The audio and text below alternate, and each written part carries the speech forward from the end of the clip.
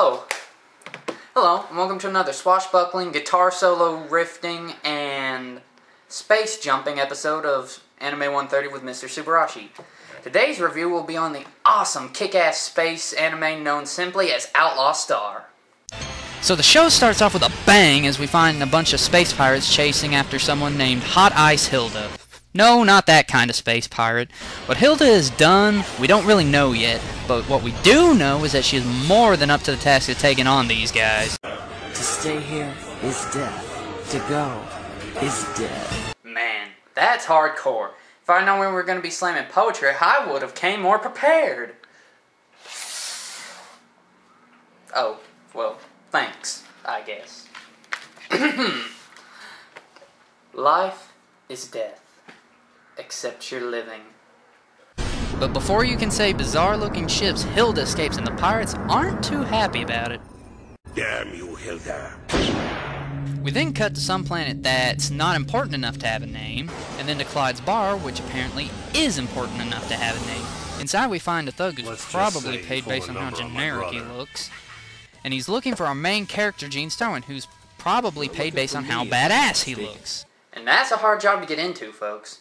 Besides being a badass, Gene and his partner Jim are also bounty hunters. No, not that kind of bounty hunter. They make quick work of this guy.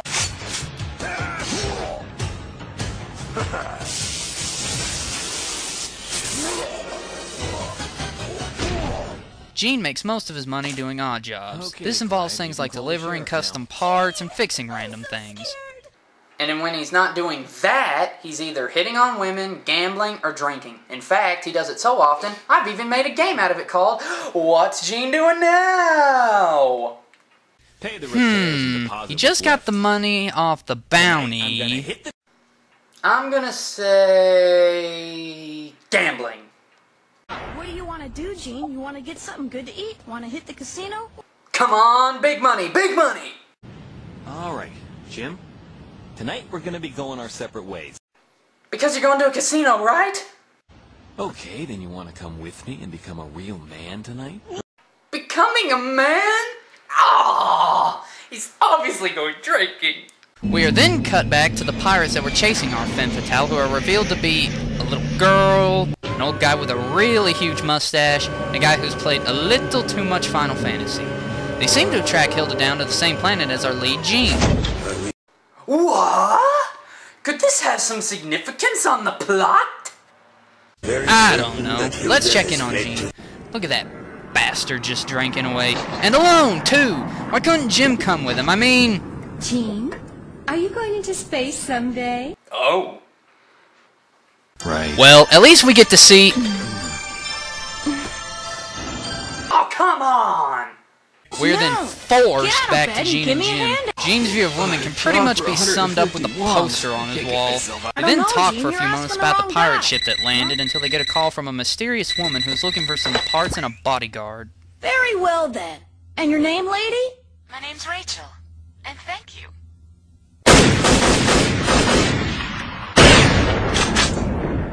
Having a good transition clip is usually a second thought with most animes, but with Outlaw Star, their transition clip is as badass as the show itself.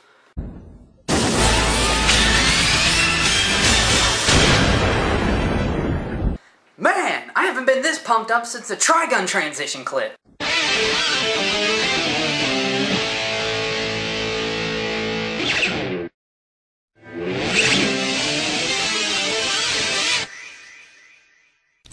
But it seems that Gene and Jim aren't entirely trusting of their new customer, as we see them doing a full background check on Ms. Rachel Sweet. Hardware. Women will be the death of you. Hey, spoilers, kid. So Gene decides to meet with Rachel to discuss his being a bodyguard. Needless to say, they come to an agreement. We have ourselves a deal. With you around, Gene, I think my job will be much more pleasant.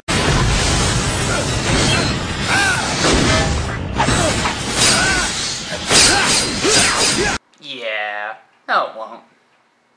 Rachel explains that she needs to get to an agricultural plant. Jim then arrives and they head on their way until...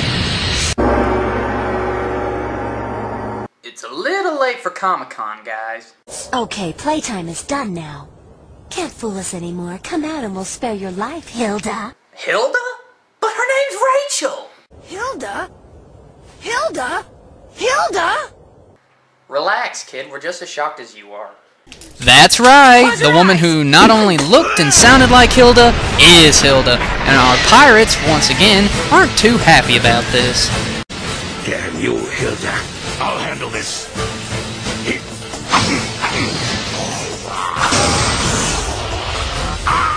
Ah!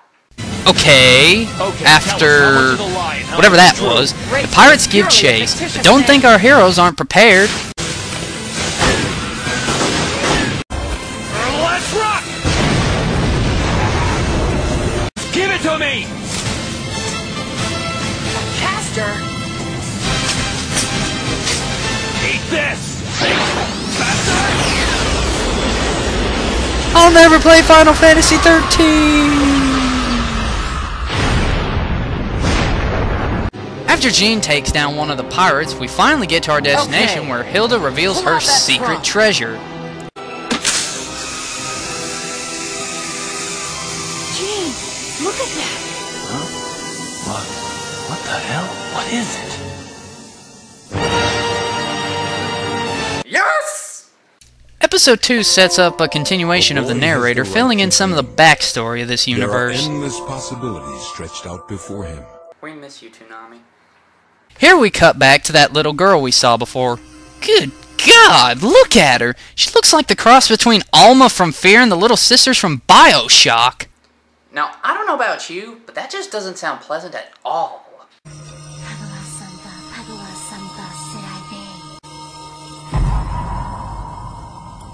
I believe I found that. How? All you did was say some random gibberish and point somewhere. At least in Harry Potter you could see the magic. Remember the naked chick we saw before? Well, her name is Melfina, but before we can get any straight answers, the pirates show up. The pirates! Right, kill the lights, Jim. Yeah, maybe if they find the lights off, they'll just go away. Our heroes do the best to fend them off.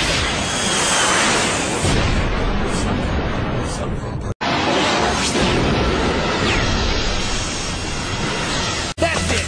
Game's over, old man! Aw, yeah!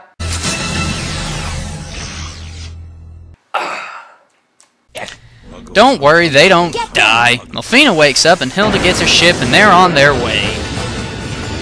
And then we get another transition.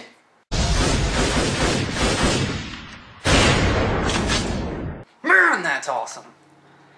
It's here we find out the reason Jean is afraid of space. Sorry, Gene, but I want you to live. No, Dad, don't do it!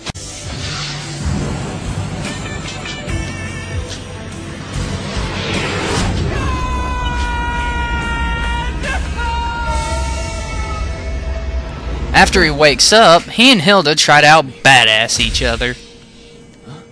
You decide to wake up? Got a problem with that? No, I don't, if you can keep quiet. While they talk, Hilda reveals that they are going to Blue Heaven, sort of mutual territory for everyone. That's also a wretched hive of scum and villainy. Okay, maybe not that last part. Are you scared? Once on board, everybody goes their separate ways. Jim and Melfina go to buy some clothes. What do you think? Hey, not bad, Melfina. Sure. Oh, I guess it's time for another round of What's Jean Doing Now? Now, let's see. I'm gonna say he's at a bar. I am not good at this game. Hilda explains that she wants to pick up a special ship and needs good help to get it. Unfortunately, the people who want to help just aren't good enough. Watch this.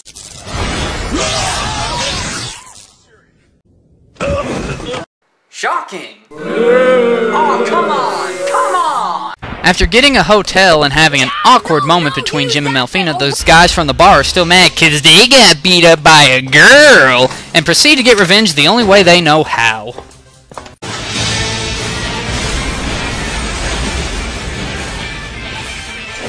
Send a giant robot after them. Of course, Jean makes quick work of it. You know, this is probably the first time we've seen Jean with his shirt off. Look at all those scars! Good God, he looked like he just auditioned for Saw 12!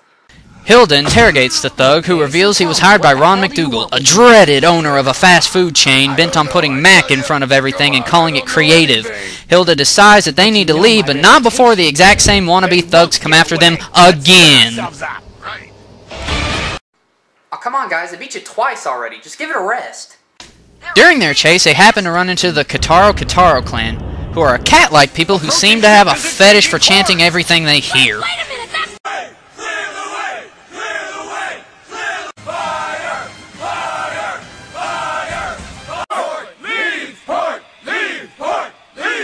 Shut up! And then we get another transition. I promise this is the last time. There are 3 more times. Unfortunately, those pirates who were after Hilda on the last episode show up again and a space battle ensues. But isn't Jean still afraid of space? I won't hit anything. Just how long are you gonna keep whining? If I can't hit anything, I can't hit anything! You're gonna just keep running away? Just keep running away?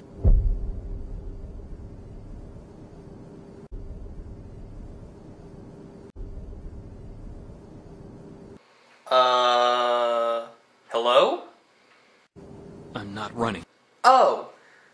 I guess it was one of those long, dramatic anime pauses. Jean does overcome his fears, at least somewhat, and our 3rd episode ends with a mysterious ship in the distance that holds the even more mysterious grappler ship that Hilda is looking for. One that's built with the brains of the pirates and the technology of the Space Forces.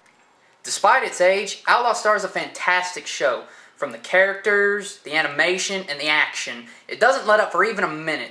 Outlaw Star is an awesome anime, and I cannot recommend it to you enough.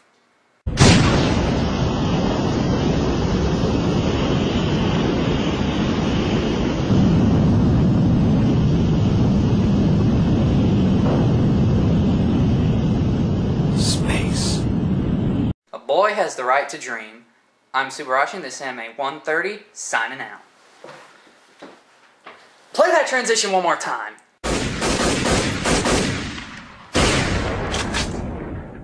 Man, so cool!